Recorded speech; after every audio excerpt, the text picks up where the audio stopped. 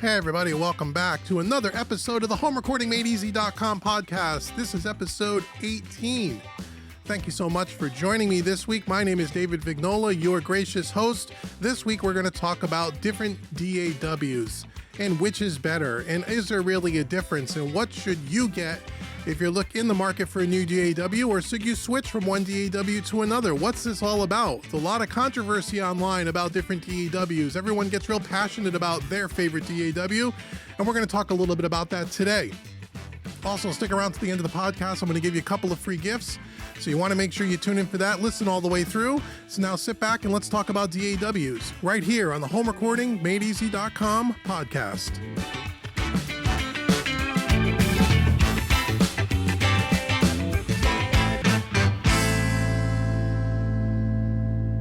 Okay, everybody, welcome to episode 18 at the HomeRecordingMadeEasy.com podcast. Thank you so much once again for stopping by again this weekend, for listening. Now, before we get started again, if you like this podcast, or if you have found any of this past episodes, I've done 17 other episodes up to this point.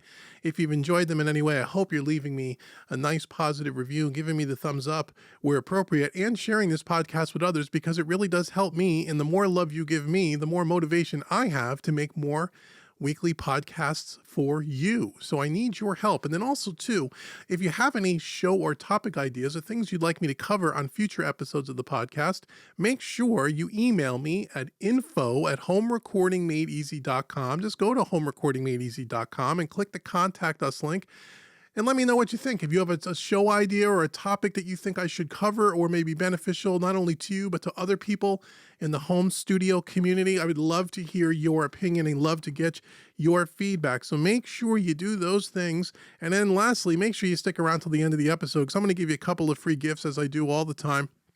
And I want to take care of you any way I can and just say thank you for taking the time to listen to this podcast. So let's jump into episode 18 here. And DAWs, and oh boy, the DAW, right? It's the thing that we all use today to record. Digital audio workstation. If you're new and you don't know what DAW stands for, it is really the heartbeat, or the central piece of software or central tool that we use to record in our home studios. Record, mix, master, all that stuff all has to be done today in a DAW. Although it doesn't have to be.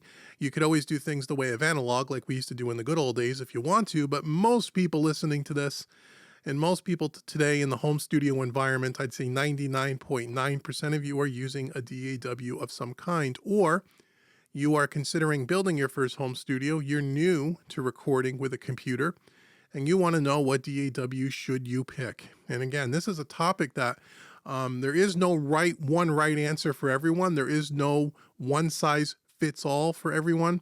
But I want to try to maybe help you decide, and then talk to you a little bit about DAWs, and maybe even debunk, if you will, some of the myths that are out there. So is there really a difference? We're going to find out here. Let's talk a little bit about that. So first of all, there are several DAWs on the market today as of the recording of this podcast, which is we're getting towards the end of 2020. And so the main ones that are on the market today are PreSonus Studio One, Steinberg's Cubase, and Steinberg Nuendo, which is like Cubase on steroids. There's a good old-fashioned Pro Tools that have been around since the beginning, Apple Logic if you're a Mac user, Reaper, Harrison Mixbus, Universal Audio has a new one called Luna, Apple's GarageBand. And I'm sure there are others out there. Those are the main ones. I'm trying to think if there's another one. I couldn't think of another one off the top of my head, but those are the main ones.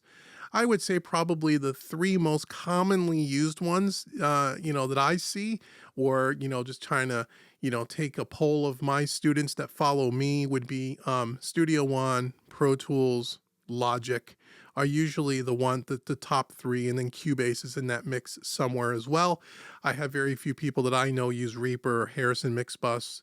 Although, and Luna, Universal Audio's Luna is brand new, probably only 4 or 5 months old as of the recording this video. And I think a lot of people that have Universal Audio and a Universal Audio Apollo interface are starting to check Luna out. I've checked it out. I've done some YouTube reviews on it. I've done a couple of mixes using it with our mixingmadeeasy.net content. And I enjoy it and I like it. And Luna, I think sooner or later will be a pretty strong contender in the DAW space over time. They're brand new to it, as I said. So those are the main choices. Now, one of the things that come up a lot, or one of the main questions that people have or have asked me in the past, is, what is the difference between them? Now, they all, let's just say right off the top that all DAWs pretty much do the same thing. You can record, you can write and produce, you can mix, and you can even master music in every one of the DAWs I just mentioned. Now, they all may do it a little bit differently. Some may have additional feature sets in certain areas where maybe others do not. One example of that might be in PreSonus Studio One Professional. You have what's called the project page, which is really their mastering suite, where something like Pro Tools doesn't have a mastering suite, or Cubase for that matter. But you can still master music in Pro Tools and Cubase without even using a project page, okay? And I have a whole course on this. Oh, by the way, you want to talk about mastering? If you want to check out the newly released 2020 course, Mastering Made Easy, I show you exactly how to master music in any DAW, perfect for beginners. Stick around till the end of the episode and you'll get a coupon code so you can pick up Mastering Made Easy at a discounted price. But let's just say all DAWs pretty much do the same thing. They all do things a little bit differently, but you can achieve all of the things that we just mentioned in any one of those DAWs, also including recording and working with MIDI. That's another real popular thing. VST instruments, so on and so forth. They all do it on some level. Okay, so that's the first thing. The next question, or the next, number one thing that people talk about is, do they sound different? Meaning, which one sounds better? I've read and have had people tell me that they swear they can hear a difference between one DAW and another. That the sound engine or something in the coding and something under the hood of these recording softwares have something done where you can actually hear an audible difference and one sounds better than another. There are some people, although I think it's a fairly small percentage of people, comparatively speaking, that will swear that they can hear a difference, that there is a difference. And then there's more people, I think, in kind of the camp that I'm in, that I've never been able to really hear the difference. And I have all these major DAWs, and I've used them all, and I'm familiar with all of them, some more than others, but I know enough about all of them, and have used all of them to tell you with pretty strong certainty that I don't hear a difference between any of them. They all sound the same to me, especially then when you're using plugins and doing different types of things with changing the sound with EQs and compressors and saturators and tape machines. I don't hear any difference between them. So if you're someone that's new, or if you're someone that has a DAW and you like your DAW, but you think it doesn't sound that great, and you heard that DAW X, Y, and Z sounds better than the DAW that you're using, that is just not true. If you're not happy with the recordings or the mixes that you're turning out on your DAW, it's you, it's not the DAW. Okay, let's get that out of the way. And so again, there may be people listening to this that would tell me I'm absolutely wrong about that, but that's just my opinion, and take it for what it's worth. And I would think that most people would agree with me. It's all digital, it's all ones and zeros at the end of the day. And they sound the same. It's not like a piece of analog hardware, like a tape machine, for example, a real, analog tape machine, where they all sound a little different, or all analog equipment sounds a little different from each other. But you know what I mean? It's not like that. It's computer, it's digital, it's ones and zeros. They sound the same. So for someone that's new, if you have a DAW and you're not getting good results out of it, it isn't the DAW, it's you. Okay, so let's just say that. So now you say, well, then why would you pick one over the other? Why would you pick, PreSonus Studio One over Pro Tools? Or why would you pick Logic over, Reaper? Or why would you pick Cubase over Luna, or whatever combination you want to talk about? Well, really the difference is, and I think one of the things that you need to think about when you're either in the market for a DAW, or if you already have a DAW and you're consider switching. And those are two very different things. So let's start with the easier one, which is if you already are working in a DAW and you're thinking of switching. The only reason why that I would suggest that you switch from one DAW to the other, regardless of which one, is if there is a very specific feature or tool that you use in your workflow or going to need to use in your workflow on a regular basis that your DAW just doesn't have. Now, again, like I said, they can all mix, they can all master, you can write and record music in all of them. But there may be some finer detail inside of each one of those buckets where they may have certain feature sets or certain workflows that you like one over the other. And I think that's probably the biggest difference between all of these DAWs is some of them have what you may perceive as, because everyone's different, right? You may perceive as an easier or simpler workflow than another one, or they may have a specific feature set that maybe the other one either doesn't have or has, but not at the level that you need it. Okay, so if you're thinking about switching to another DAW, it should be for one of those two reasons.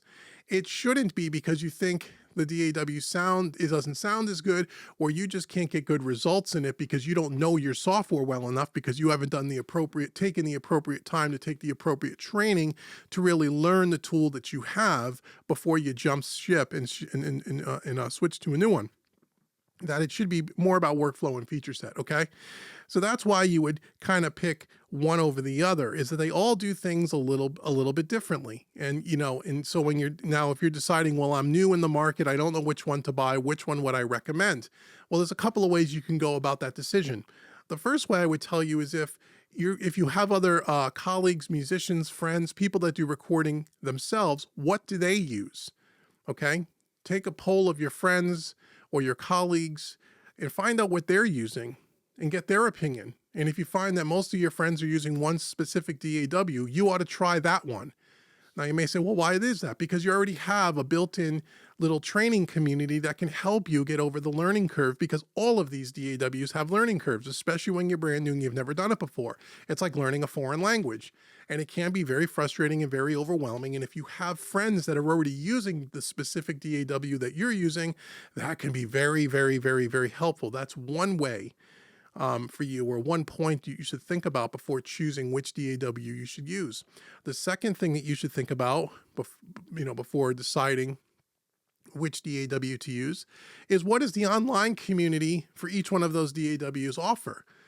In other words, how is the Facebook communities? Are there lots of Facebook groups where you could get some help from people if you need some help, or you could provide help to others once you get more comfortable with the DAW?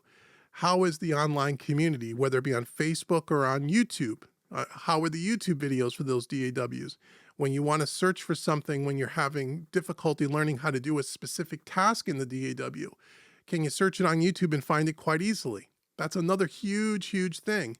Okay, so now you're not only checking to see what your friends and your colleagues are using, but then what does the online community support system look like? And then thirdly, how about the company itself? Do they provide a user forum? Do they provide a knowledge base? How easily is it for you to contact their tech support and actually get a response? Now, this is a big one, and this is where the companies, unfortunately, vary quite a bit from each other, where there's certain companies I've had experiences with that you can never get anybody to help you, and then there's other companies it's quite easily to get access to get help from tech support when you go through their process and fill out the support tickets or however their process is. So that's another thing that you want to heavily consider when choosing your DAW is, hey, can I get support? And if I can't get support, that might be a game changer for you. You want to be able to get support when you need it and get some help when you need it. Okay, so those are kind of the three main things that I would think about before choosing a DAW. And if you even are really heart set on switching your DAW, you don't want to be switching DAWs every 6 months because you're struggling. You want to try to pick a piece of software that works for you based on your needs and your workflow, and you want to stick with it and really, really learn it. Learn it inside and out. Try to become an expert on it, and it'll make your recording, your mixing, and your mastering process and your home studio experience much more enjoyable when you're not fighting the darn piece of software. Okay?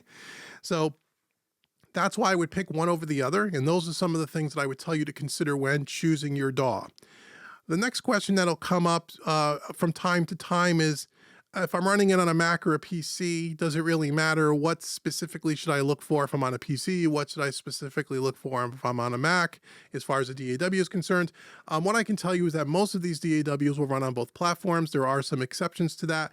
For example, Apple Logic only runs, or Logic Pro X only runs on a Mac because it's a Mac developed product. So you want to keep that in mind. But most of the other ones run on both. Studio One, Cubase, Pro Tools, Reaper, Harrison Mixbus, and Universal Audio's Luna.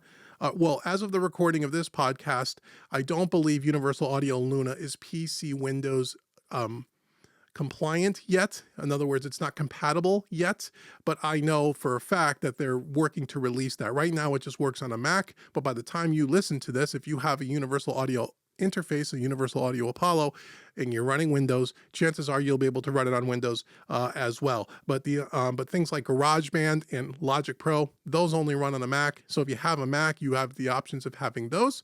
If you're using Windows, Apple Logic and GarageBand are going to be kind of out of the question, but that's okay. The rest of them will run on either one, and most of the feature sets and the way you would work with them on a Mac or a PC are almost identical with very subtle differences.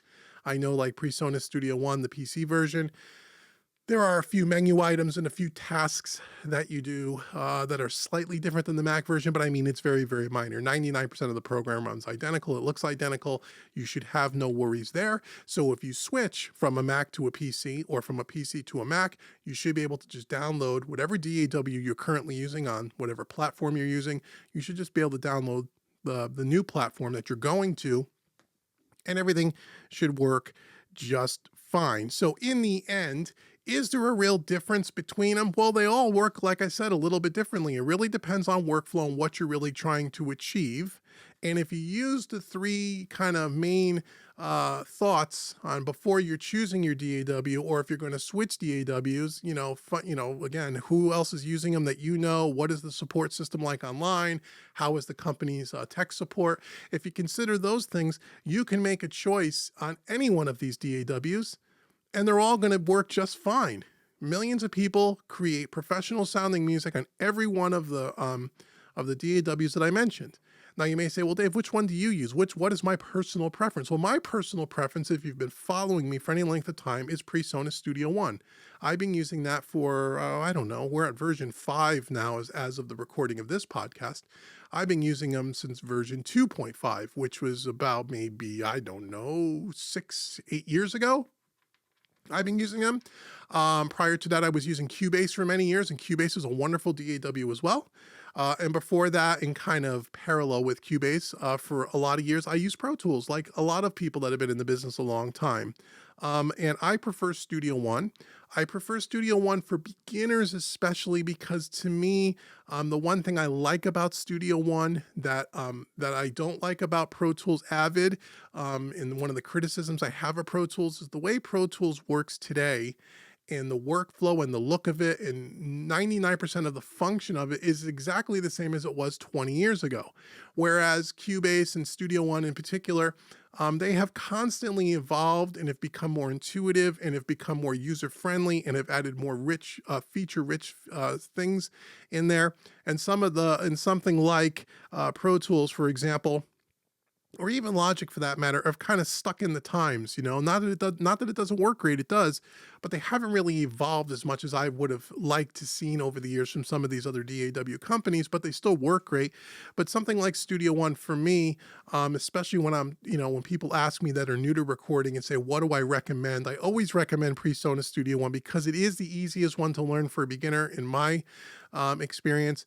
It does have, if not certainly one of the largest user communities online in Facebook and in YouTube, meaning that you can find help when using Studio One if you really need to online. There's a lot of wonderful people willing to help. Not that the other companies don't have their own user forums and don't have their own online communities, but they don't seem to be as large, and it seems like getting the information is a little bit more challenging in my experience. That's just my own experience. So I personally recommend PreSonus Studio One. If I had to pick a number 2, I would probably say that Cubase, Steinberg's Cubase, is probably number 2, excuse me, because of the Cubase is very, from a workflow standpoint is very Studio One-esque, meaning that a lot of the feature set's the same. It's very similar in the way it operates. It has all the same features and functions that Studio One does. It just is, some things are done a little bit differently. So those are my top two that I would recommend. But again, I would do your research on your own. I would see what my friends were using, and I would kind of go down that road and pick one. And the most important thing that I can leave you with today, with as far as DAWs goes, is yes, there isn't really one that's quote unquote better than another. Again, they all pretty much do the same thing. And when you find the DAW that you're going to use, I would recommend, before you bail ship on it, is to learn it, to really spend a lot of time with it. Like anything, the more time you spend with it, the more training that you take on it, the more you kind of dive under the hood and see what it can and can't do, the better it's going to be for you.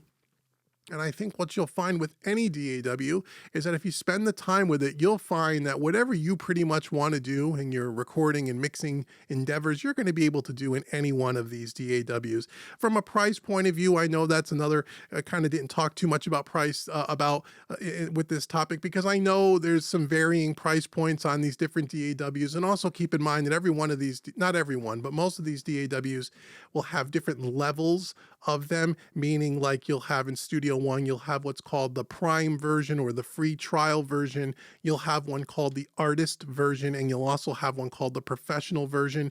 And as you step up to the different versions, you get more features, and therefore it becomes more expensive. Pro Tools is very much the same way. Cubase is like that as well. But there's some other DAWs like Logic Pro, where it's just Logic Pro. There is no, light version. There is no free version. Logic Pro is Logic Pro, and you get all the features regardless if you want them or not. And I believe Luna, Universal Audio Luna, is the same exact way. Same thing with GarageBand. So again, that's another thing you can also use as part of your decision-making process, but certainly shouldn't be the most important thing. Is how much does it cost? I know cost is always an issue for everyone, me, myself included. However, they're all pretty much right around the same pricing at the end of the day. Some may be a little bit more than another. Some may have a few more features than another, but you're in the same ballpark. And some of these DAW companies also offer a subscription-based usage as opposed to just buying the software outright, which could be a great way for you to try a piece of software for a month or two and not have to commit to pay for the full package. Studio One has that. I know Avid Pro Tools has that. Some people hate that model.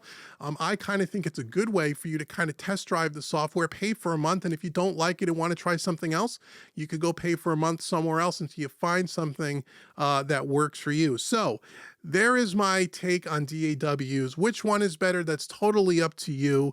If you're new, I would recommend Studio One. That would be the one I would recommend, but they're all great. And most importantly, whatever you have, learn that software before you jump ship, because more times than not, it's not the software is the reason why your productions may be lacking. It's because of your skill set. And that's why you're here at Home Recording Made Easy, to get some skill sets. So speaking of homerecordingmadeeasy.com, I want to give you a couple of free gifts. So first and foremost, I want you to go out to homerecordingmadeeasy.com, and I have a free mini mixing training course I want to give you absolutely free. It's right on the homepage. Click on the orange button. You'll be able to download it to your computer right away. And along with that free mixing course, I have my 5 professional or pro tips to a professional sounding mix. It's a nice little PDF cheat sheet that you can use with the mini mixing course. And I also provide all the audio files so you can mix the song along with me on the video. Go get that at homerecordingmadeeasy.com today. And also while you're there, if you want to check out any of the other training courses on my website, if you use the coupon code podcast30, that will take 30% off any one of the training courses on my website. It's my gift to you just for checking out homerecordingmadeeasy.com. And last but certainly not least, if you want to get better at the craft of mixing, right? You want to get better. You want your mixes to sound professional, like your songs can compete with songs that you hear on the radio or your favorite streaming platform, then you want to check out what I have going on at mixingmadeeasy.net. So once again, thank you so much for taking the time to listen to this week's episode. Again, I want to hear from you. Send me an email. Let me know what topics you'd like me to cover on the future podcast episodes, and I would be glad to try to oblige. And until next week, I've been Dave with homerecordingmadeeasy.com and mixingmadeeasy.net. Thank you so much for listening, and I will talk to you next week. Take care.